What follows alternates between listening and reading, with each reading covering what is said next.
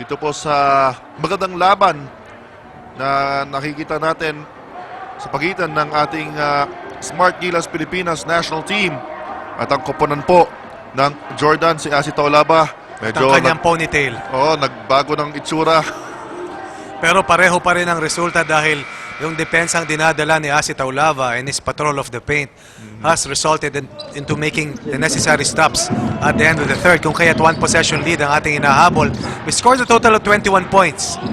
The most number of points that we have scored in the quarter at the end of the third dahil sa pagbomba ni Chris Chu, scoring about 8 out of those 21 points. Barakael! Wala. Scramble for the loose ball. Won by Jordan. Walang pahingahan itong si Osama Douglas. Si Zagab. Para dito sa Jordan. Si Rashim Wright pinahinga before the end of the third.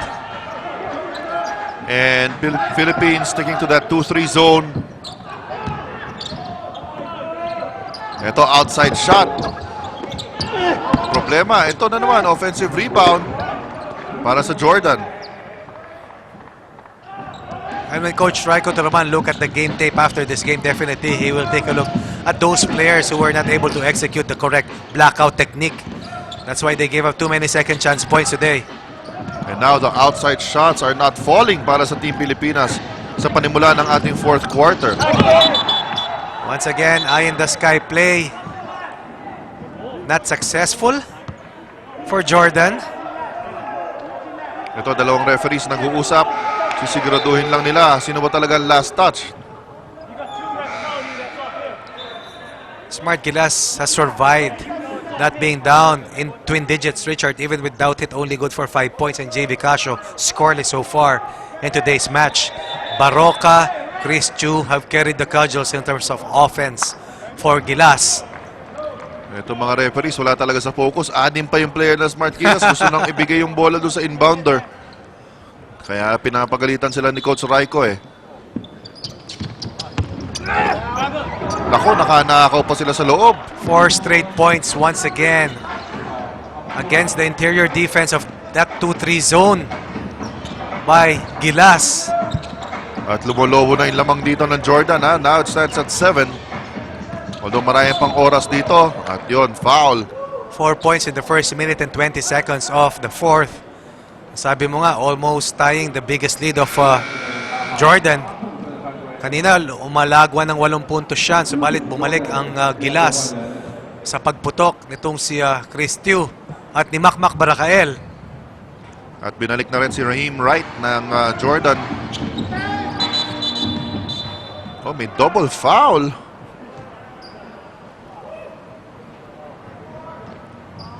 Na tinawag dito. Kung makakaiwas tayo to be over the limit hanggang patapos itong larong to, Richard, our defense will be able to hold up. In the first few quarters, in the first 2 quarters, in the last 2 quarters, I mean, yung team penalty natin nagbibigay ng maraming puntos sa kanila from the free throw line. Dahil maganda rin ang kanilang porsyento from the line.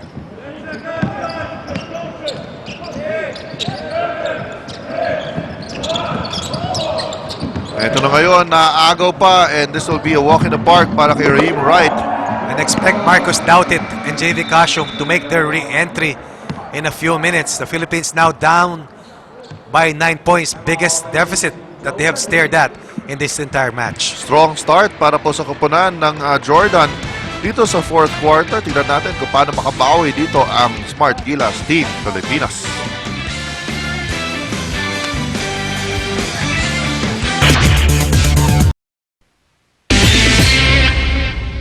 Para sa ating Smart Gilas Team Pilipinas, down by 9 points with 8 and 19 remaining dito sa ating laban. Coach Ronnie, ano ba kailangan gawin natin dito? Well, unang-una, inaasahan natin na magbabalik na si Doughtit at si JV Casio para sa Team Pilipinas. Yung dalawang manlalarong yan ang talagang bumomba para makatulong sa unang 2 panalo ng Team Pilipinas. We look at the Philippines to execute much better and go to our scoring options sa ating mga patterns. Be more patient, go inside, get touches for Marcos Doughtit. Ito na nga, kay Marcos Doughtit napunta yung bola at final na kaagad siya ni Wright. Ay, maliwanag yung defensive scheme dito ng Team Jordan. They are switching those ball screens na double high and then they will try to go back sa kanilang original men. Kung hindi, matitira ka na ron. but the shooters also have to click. Guys such as JV Casio or even Zio Lassiter for that matter. More aggressive Marcus Douthit. There's Now no on the other floor. recourse. There's no more recourse but to get him his touches and enable him to help us on offense. We have only produced a total of 55 points. In the first two games, an average natin over 80. Ito ngayon si Wright. Lumapit. Natapikan ng bola. Napulot ngayon ng Team Pilipinas. At final na doon si JV Casio. Forced turnovers and more aggressive on defense, creating that turnover again. Kanina, 4 quick turnovers against Jordan in the third. Let's see if he'll be able to do that before the midpoint of this final quarter. We have to factor in also the foul trouble of JV Casio and itong si Marcus Douthit. Yan ang dahilan kung ba't napahinga sila ng napakatagal.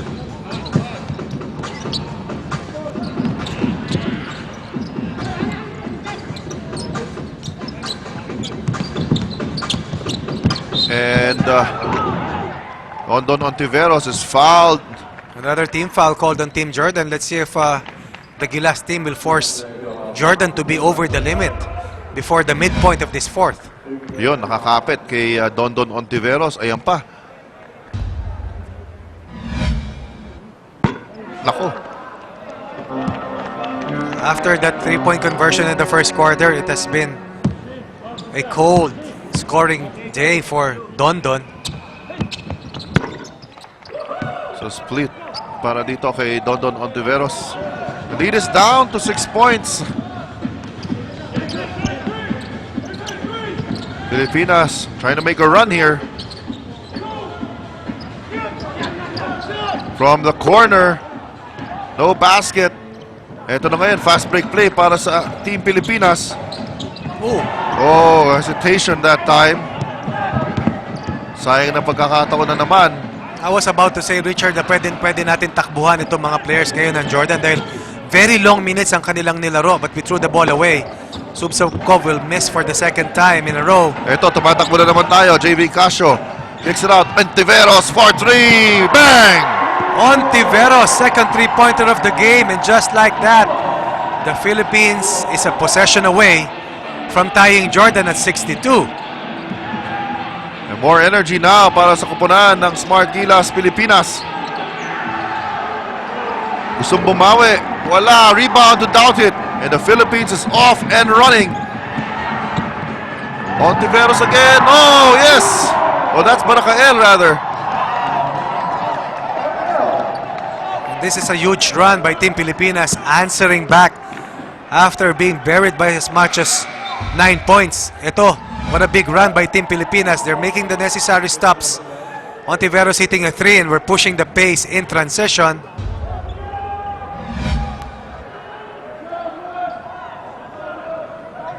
The Philippines really with more energy now coming off that timeout.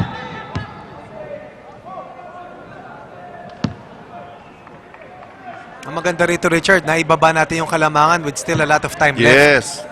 6 and 16 here in the fourth. O simula nga na pumasok ito si Douthit at si JV Casio. At si Dondon Ontiveros. Si Dondon Ontiveros. Nagbago na ang tema dito ng ating kupunan. Right. Short. At sino ang tinawagan ng foul nitong referee? As Jordan continues to miss on the outside. Rashim Wright stepping inside the three-point line but still missed with that pull-up jumper. Nasa penalty na itong Team Jordan. Meron pa lang silang 5 team fouls, Richard. Tatlo naman para sa Team Pilipinas.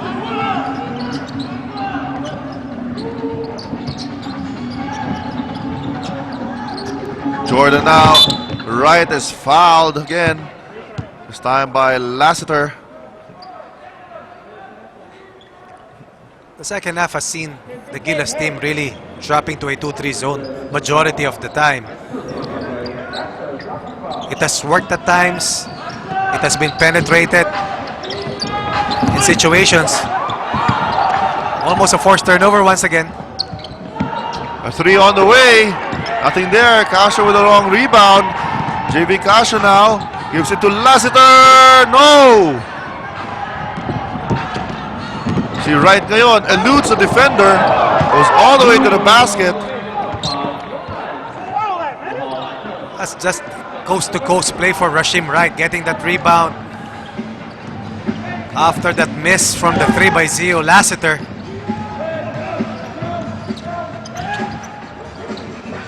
Barakael. Talagang inaalat ng kanyang outside shooting. Bounce pass, and now it's a turn of Jordan to make a run to answer that rally. Dalawang golden opportunities, but dalawang tira from the 3. Dalawang mintes, dalawang conversions para sa Jordan. 5 puntos na kalamangan for the white shirts. And under 5 minutes na lamang po ang natitira dito. Ang Team Pilipinas po ay talagang sumusubok na makuha ang lamang, pero kada subok po nila ay may sagot din itong kuponan ng Jordan. At tingnan po natin kung ano mangyayari sa nalalabing 4 minutes and 58 ng ating laban.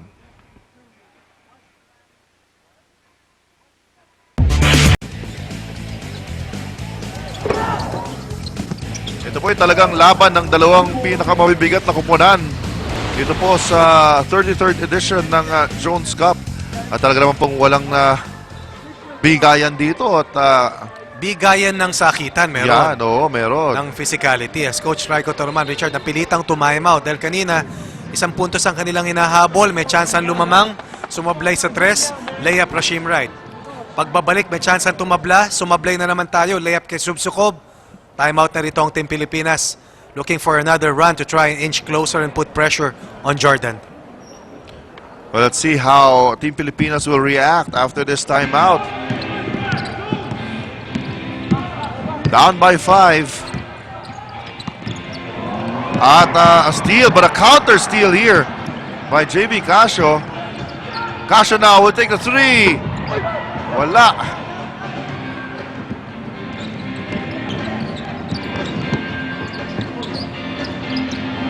Philippines fast in their transition defense.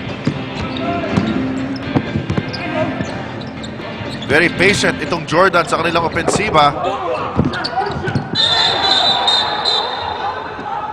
Double foul pa itatawag ng referee. Let's see. Ayun. Maliwanag na sinalya si Dondon Ontiveros kung ba't siya bumagsak. Pero tignan natin yung hatol dito. This is also Abbas wearing jersey number 14. Muhammad Abbas.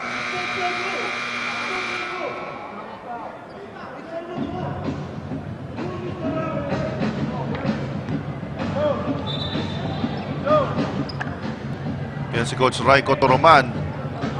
Talagang kanina pang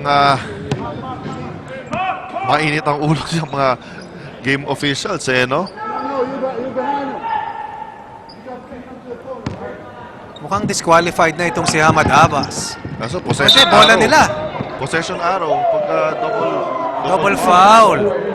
Subalit, the Philippines getting a break. As Said Abbas called for a turnover.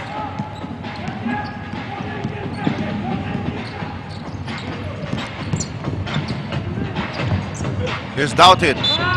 Oh, yes! JV Casio with nowhere to go. Subalit ang maganda ron, pagpasa niya kay Doughtit, meron siyang maliit na screen na binigay kung bakit na libre dito sa Doughtit. Si Doubted naging malamig ang simula dito sa ball game na to, pero ngayon kung kailan talagang crunch time na, siya po ay gumagana na para sa ating Team Pilipinas. 2 points in the first 20 minutes. With a total of 9 already. Itong si Marcus Doubtit. Philippines only behind by a 1 possession lead.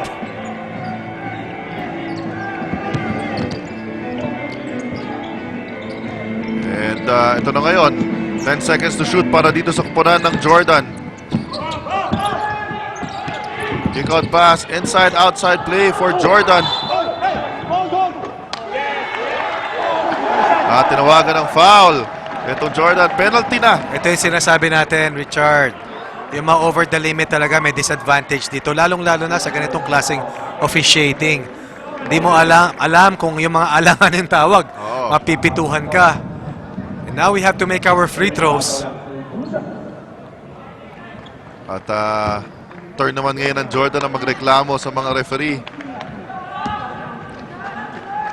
At Tayong mga tinatawag na mga fatigue mistakes. oo. Minsan sa sobrang pagod mo, yung decision making mo, yung galaw mo sa loob, may halong sobrang panggugulang. Tama. And Baracael continues to play tough.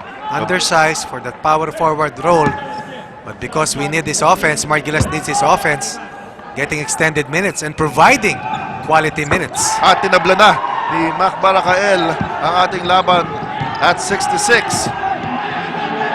3-30 nalalabi sa laban na to. Solo leadership ang nakataya. Here's right. Kick out pass for 3. Oh, that's big. First 3-point basket for Subsukov. He's made about 3 rainbow attempts. Made a layup, but that was a huge basket for Jordan. Here's Casio. Casio playing hide and seek. Natapikan yung pasa. Baracael ngayon. Balik to kay Casio. 4-3. Gusto pumawi. Yes! JV Casio's first points of the game. Kita niya si Rashim Wright, ika-ika. Parang natapilok. Oo, yan na nga, oh. That's a good break for the Gilas team. Inside incursion. Wow. At the heart of the defense. That's a hesitation move and a finish going to his left. Osama Douglas giving Jordan that small cushion. Inside they go to Doughton. Doughton splits baseline. No! 2-point lead dito para sa Jordan. Libre sa corner. Wala. Rebound dito kay Lassiter. Baracael will try to finish. Nawala yung bola sa kanya. It will stay with the Philippines. First, the Philippines was lucky when Subsukov missed that unopposed 3. And then Subsukov with this chase down laban kay Baracael almost had that free layup.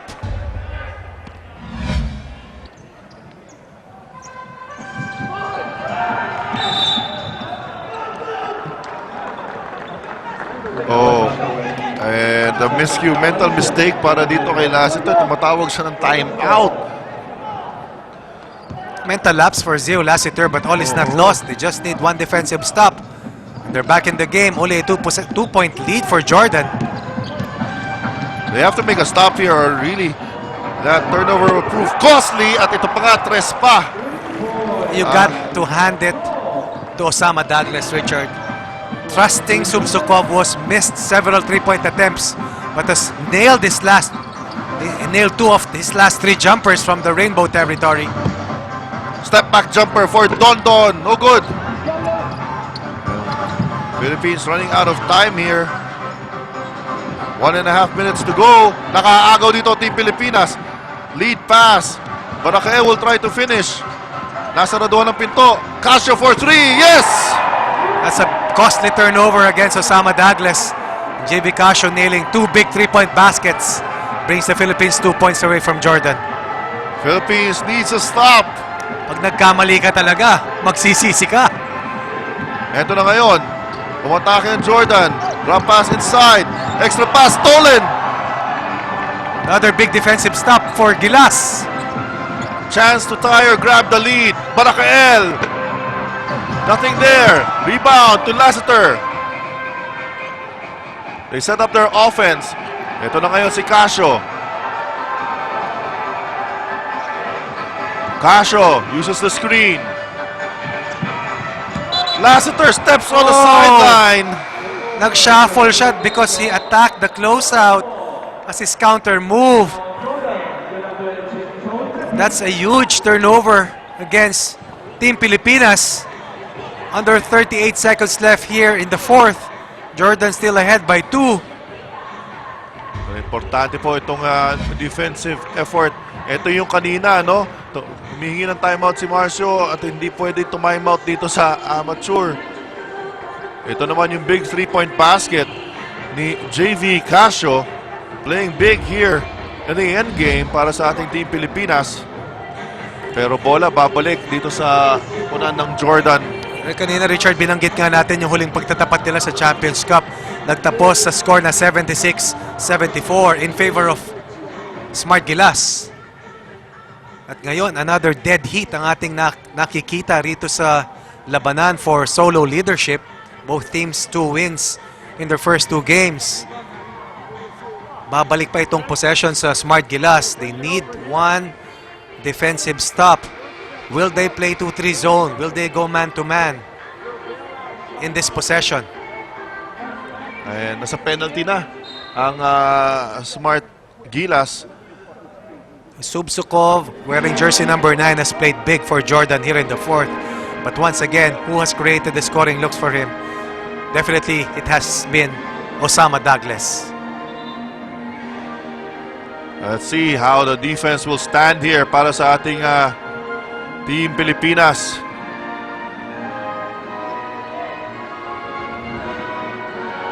Faced against a powerhouse Jordan squad. Ito na po. So, tao-tao na ang Team Pilipinas dito.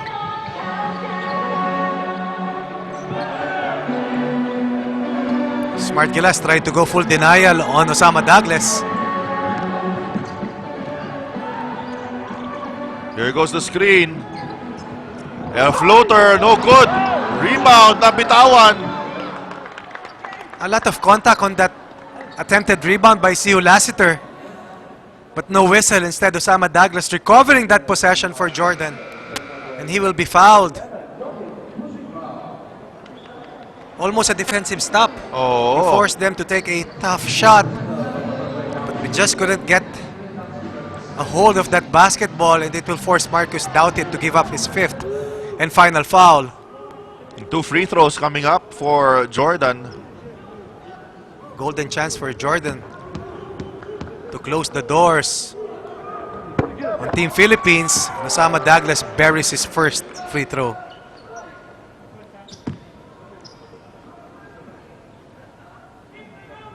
Hoping for a miss dito sa pangalawang free throw. Pero pumasok, so wala nang timeout. 4-point deficit here. Something short of a miracle. Oh!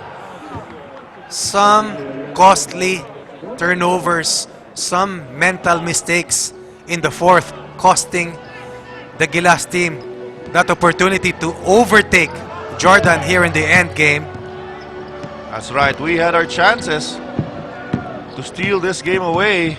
Pero the breaks going the way of Jordan dito po sa end game. And the Philippines will taste its first defeat, while Jordan will have that solo leadership pending the result of our next game between undefeated Korea and, of course, once beaten Iran. Well, a gallant stand dito para sa Smart Gilas Pilipinas national team. Although, sabi nga natin yung mga breaks sa endgame not going our way. At we were playing catch-up almost a majority of this game. Briefly grabbed the lead in the second quarter. Pero po talagang naging matibay itong koponan ng Jordan sa larong ito. Yan po si Coach Raiko Toroman. At ito na po ang ating mga resulta. After winning our first 2 games, we suffer our first defeat at the hands of Jordan. At susubukan pong bumawi bukas ng Team Pilipinas against Malaysia. So, ito na po ang ating updated team standings, Coach Ronnie. Importante bukas maka-bounce back tayo against Malaysia before squaring off with the powerhouse Korea. And who knows what might happen down the road for Team Philippines. All is not lost. The hope continues for Smart Gilas as they try to contend for the crown here in the Jones Cup. So, wag po tayo mawala ng loob dito dahil may pag-asa po ang ating Smart Gilas Team Pilipinas. Up next, labanan po ng Korea at ng Iran.